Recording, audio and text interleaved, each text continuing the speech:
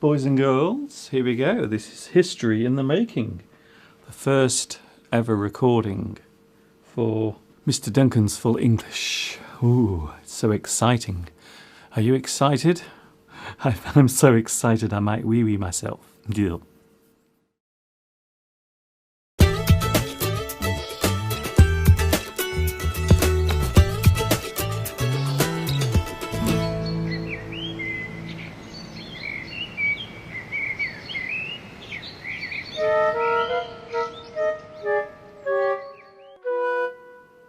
Hi everybody, this is Mr. Duncan in England. I'm very happy to meet you. Welcome to the very first edition of Mr. Duncan's Full English. Right here you will find many topics relating to the English language and how it is used, with new words and phrases along with lots of other super duper stuff as well, all crammed into each episode. Today's edition is what we call a pilot show. A pilot show is a program that has been made to test how well it works. You make a pilot show to see how the audience reacts to it. That is what I am doing today. But enough of that. Let's get on with the first ever Mr. Duncan's Full English right now.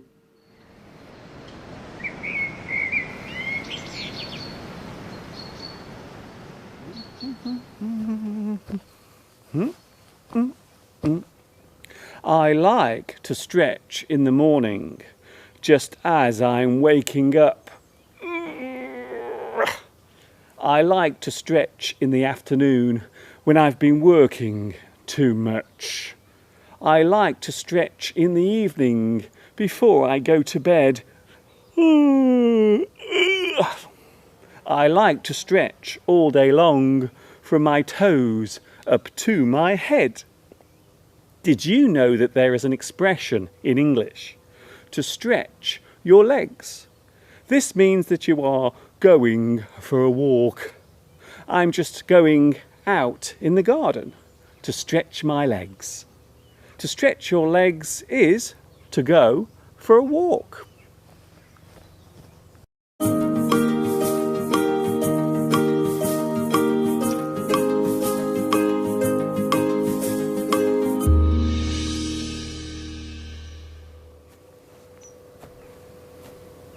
You can stretch most parts of your body.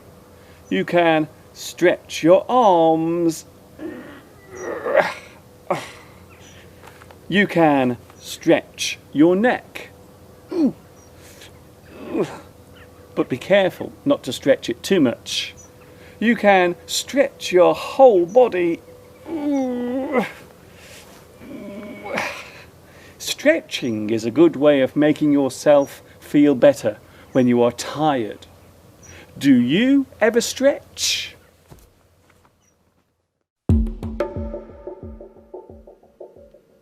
These are my socks. I have many pairs of socks. There is something wrong with this pair. Can you see the problem? These socks have holes in them. They are worn out. If something is worn out, then we can say that it is no longer useful. It has become damaged and useless. The thing has been used so many times it has become damaged. You can feel worn out too, if you are tired after working hard. I have had such a busy day. I'm worn out.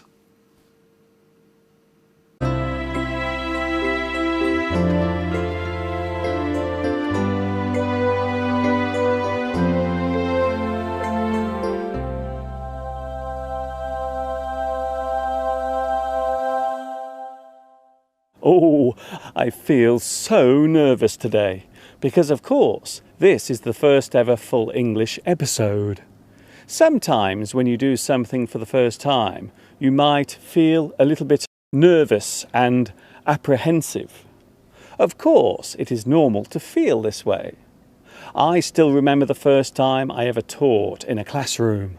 I was so nervous. My hands were shaking and I could hardly hold the chalk while writing on the blackboard.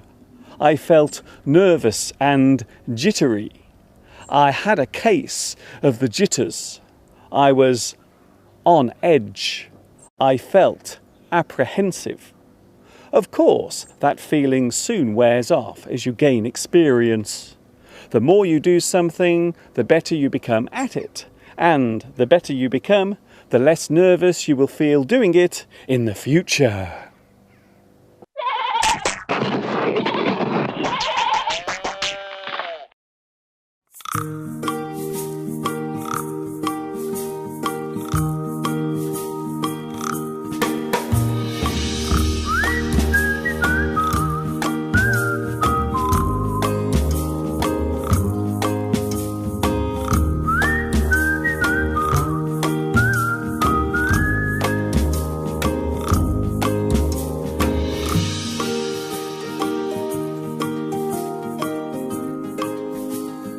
Flowers are so beautiful, don't you think? They have wonderful colours in summer and the fragrance from them is so sweet. You can smell them, you can pick them, you can stand back and admire them. You need to take care of them too. You need to water them so that they will grow and survive. A flower has many parts. The petals are the parts with the colour. The stem is the long part of the flower. Most flowers have leaves. If you touch a flower, you might find your fingers will be covered in a fine dust. This is called pollen. Pollen can go up your nose and make you sneeze. I love flowers, don't you?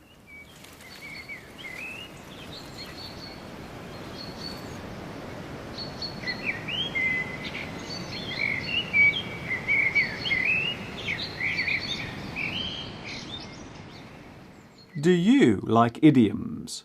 Do you have a soft spot for them? To have a soft spot for something means that you really like that particular thing. You are very fond of it. I have a soft spot for classical music.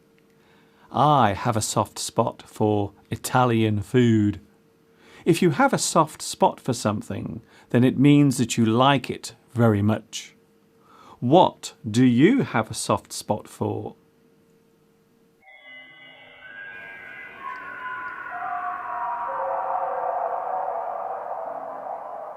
Yesterday, while on the stair, I saw a man who wasn't there.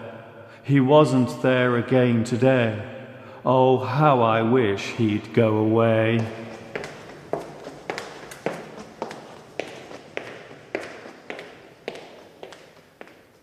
Can you see the letter next to me? It is the letter Z.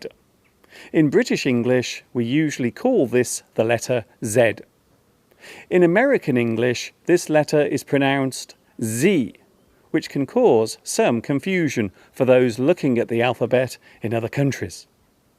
Zack, zebra, zip, zither, zone, zoo, buzz, crazy, dazzle, doze, fizz, jazz, maze, nuzzle, Z or Z.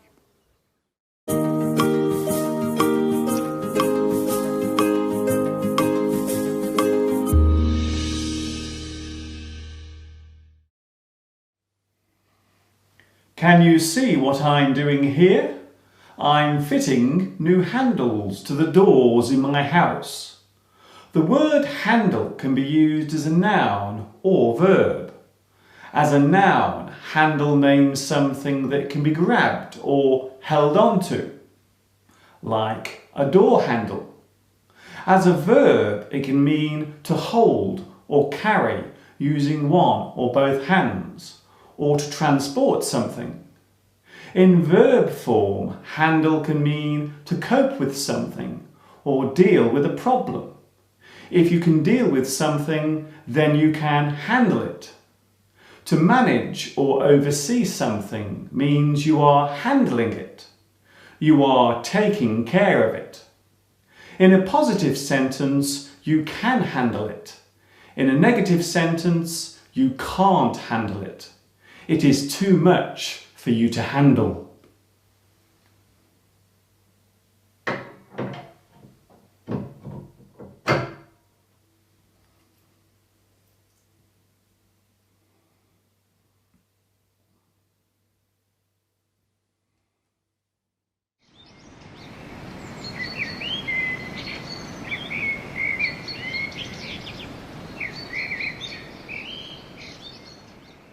Well, that is all for this first ever full English episode.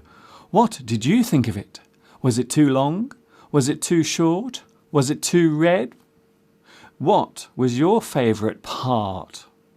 My favourite part was this. Here, mate, lend us a fiver. Please let me know what you thought of today's episode, either through email, personal message or mental telepathy. Oh wait, I'm getting a message now.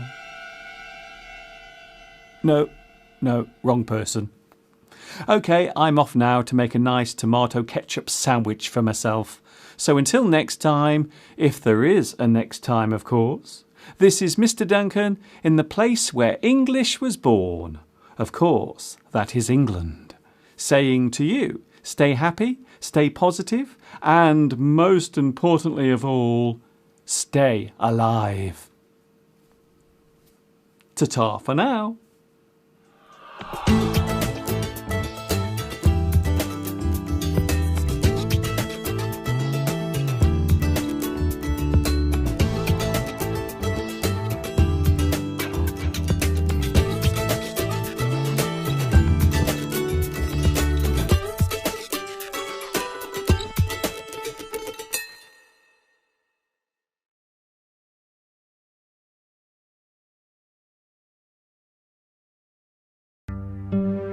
Oh, blue socks, I knew you well, but lately you had started to smell. To part with you so soon makes me think, if you leave me now, will I miss your stink? The time has come, now you've worn thin, to throw you straight into the bin. My pair of blue socks, what will become of your souls now that you are full of holes? Alas, blue socks, I knew you well, but I could no longer stand your smell.